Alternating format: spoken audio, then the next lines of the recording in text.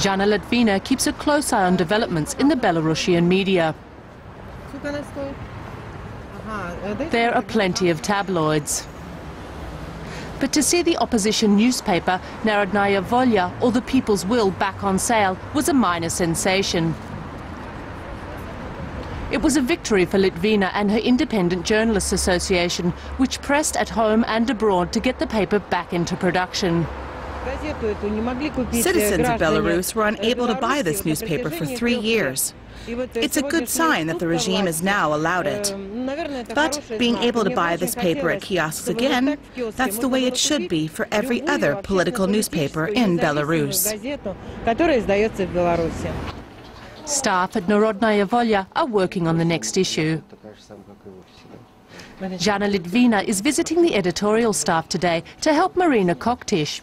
The political editor has been refused accreditation to report on parliamentary and government matters, and she's not been told why her application was turned down. Accreditation in Belarus is clearly no longer a means of opening doors for journalists, but a mechanism for preventing them from doing their job.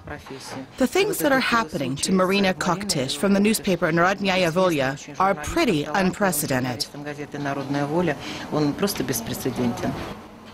Marina Koktish can no longer find out what's going on herself. She has to rely on indirect methods of gathering information, as well as her contacts.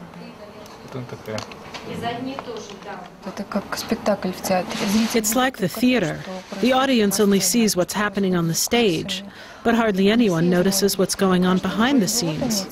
It's almost like they're saying, look, the papers are there. You can buy them everywhere. We have a free press.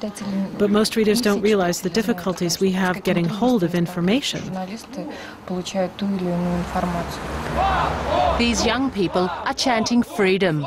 They're rallying on behalf of a fellow activist, on trial for taking part in a demonstration against Belarus President Alexander Lukashenko. Marina Koktish wants to observe the trial, but she's not allowed in. The officials tell her the courtroom is full. I can't get into Parliament anymore. In addition, our paper has no way of following the work the President is doing. And they often haul us into court. They're trying to restrict our work with lengthy lawsuits. But we just keep persisting.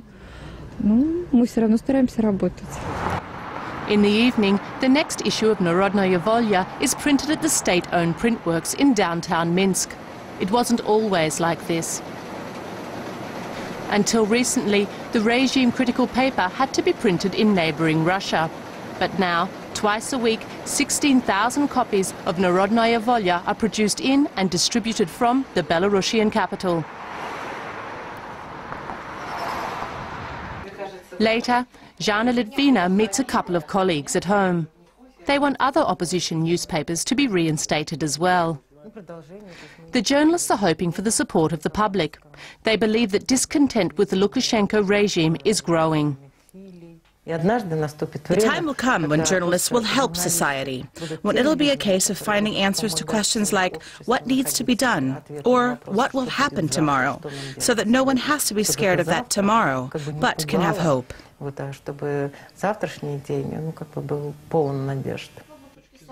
Narodnaya Volya's reappearance is a small step, but true press freedom is still a long way off.